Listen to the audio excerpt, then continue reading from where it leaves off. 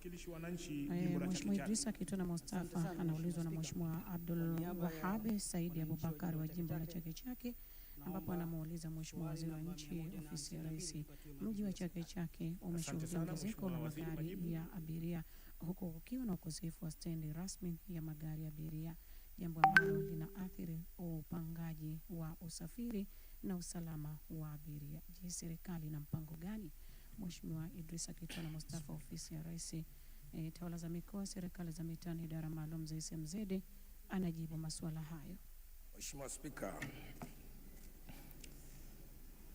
awali ya yote nimshukuru Mwenyezi Mungu Subhanahu wa Ta'ala kutujalia leo tukaweza kuwa pamoja hapa, na kwa mara ya kwanza kabisa Mheshimiwa Spika, nikiwa mbele ya bunge ni baraza la wawakilishi, baraza tukufu. Lakini pili, nimshukuru pia, nitumie nafasi hii Mheshimiwa uniruhusu nimshukuru Rais wa Zanzibar na mwenyekiti wa Baraza la Mapinduzi Daktari Hussein Ali Mwinyi kwa kuniteua, kuendelea kuniamini, kuniteua nafasi ya mjumbe wa Baraza la Wawakilishi, lakini pia nikiwa Waziri wa Nchi Ofisi ya Rais, Tawala za Mikoa, Serikali za Mitaa na Idara Maalum za SMZ. Aidha, nitumie nafasi hii Mheshimiwa Spika nikushukuru wewe binafsi, Naibu Spika, wenye viti, waheshimiwa wenzangu, wajumbe wa Baraza la Wawakilishi wote, na nikupongezeni kwa kuchaguliwa na wale tulioteuliwa pamoja. Mwenyezi Mungu atupe kila la kheri na hatima njema. Mheshimiwa, ama baada ya maelezo hayo, sasa naomba kwa heshima na taadhima Mheshimiwa Spika uniruhusu niweze kumjibu Mheshimiwa Abdul Wahab Saidi Abubakar, mwakilishi wa jimbo la Chake Chake, swali lake namba 152 kama ifuatavyo. Mheshimiwa Spika, naomba kukiri kwamba mji wa Chake Chake umeshuhudia ongezeko la magari ya abiria huku kukiwa na ukosefu wa stendi rasmi ya magari ya abiria. Mheshimiwa Spika, hata hivyo, naomba nimjulishe Mheshimiwa mwakilishi kwamba mpango wa serikali kwa mwaka 2026-27 tayari tumeshaandaa kujenga stendi. Tumeweka eneo la Madungu pale napo kwa ajili ya eneo la dharura. Naomba kuwasilisha Mheshimiwa. Asante Mheshimiwa Abdul Wahab Said Abubakar kwa swali la nyongeza.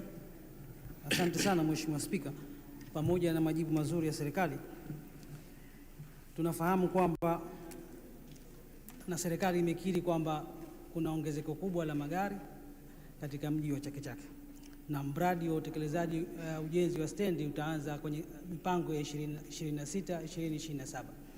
Je, serikali imeshaanza kuchukua hatua za awali za utekelezaji wa mradi huo ili kupunguza muda wa utekelezaji wa mradi husika?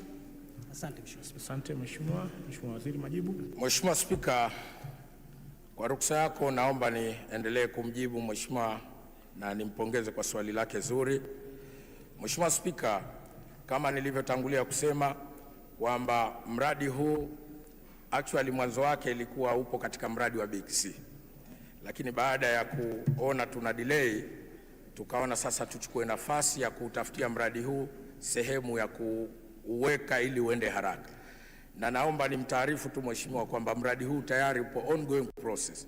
Wakati wa airport sasa hivi tuna ujenzi wa airport, tuna ujenzi wa barabara ile mkoani Chake Chake sambamba na ile barabara ambayo inatoka Chake Chake kwenda airport. Mradi huu wote kwa pamoja, kadri unavyopata spidi ndivyo package ya eneo letu lile ambalo tunataka kulijenga limo katika mradi huu. Kwa hiyo nataka nikuhakikishie kwamba kama tulivyopanga programu hii itakwenda kwa mujibu wa ule mradi mzima utakavyokwenda, na kituo tayari kipo.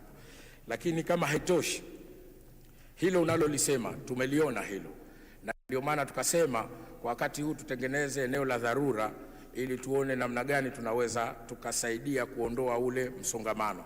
Na eneo lenyewe Qatar pale kuelekea Tibirizi, eneo lile la parking za gari zile nalo pia tutalitumia pale Tibirizi pale kwenye opposite na hoteli ambalo tuliweka kwa ajili ya, pamoja na eneo huku kwenye soko hili la Qatar tuna eneo nalo tumeshatenga.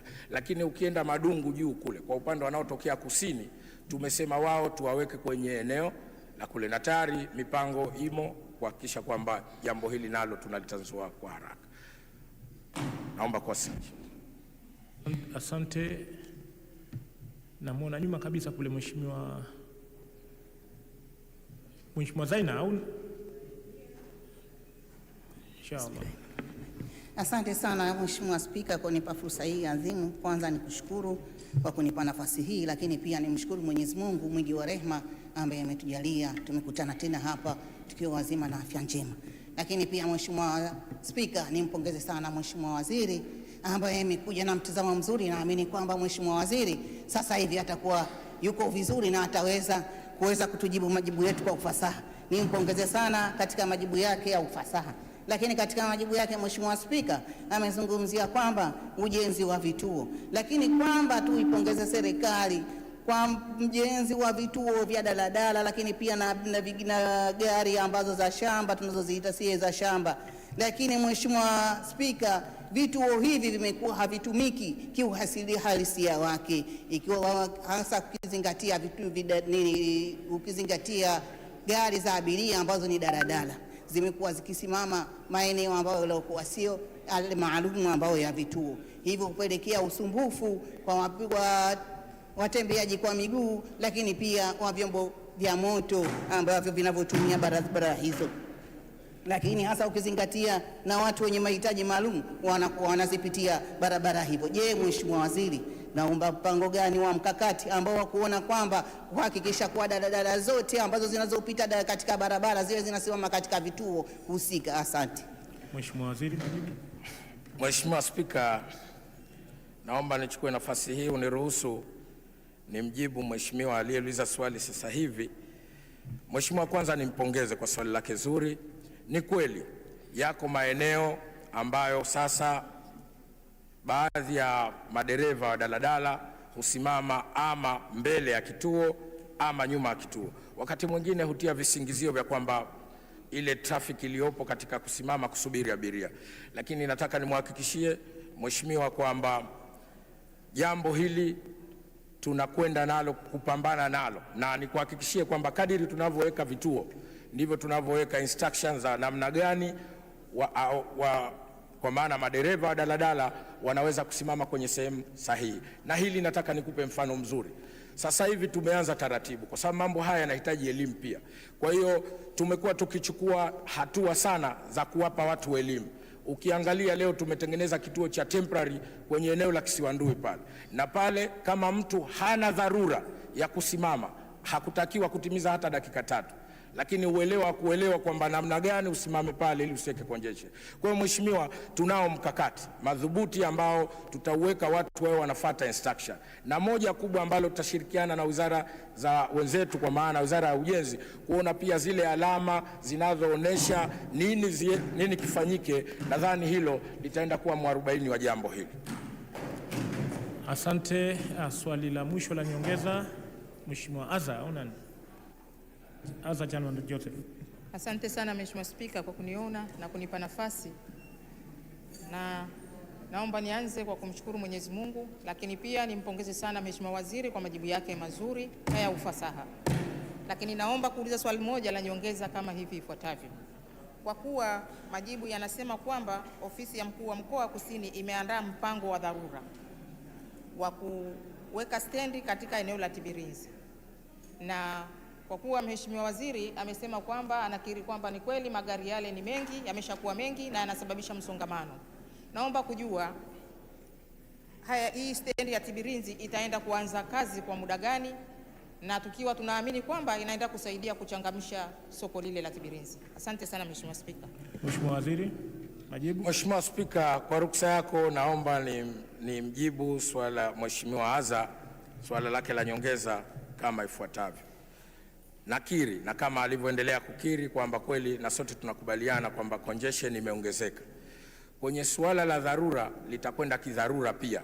Kama tunavyosema sasa hivi kituo kile kimeshakuwa kipo. Kuna kituo pale ambacho si kituo cha daladala actually. Tunaweka pikipiki teksi zetu Tibirinzi pale. Tutaanza kukitumia kile. Lakini hivi ninavyokuambia tayari tumeshaanza kusafisha eneo ile la Qatar pale kwa ajili ya kufanya kwa zile gari zinazotoka kaskazini kama nilivyosema. Lakini na Madungu nako tayari soon tunaanza hiyo process. Kwa hiyo nataka kama mkao wa kula, mheshimiwa, tunaposema tunatekeleza, basi tutatekeleza kwa kasi ili kuanza kupunguza ule msongamano kama tulivyouona. Asante sana mheshimiwa katibu.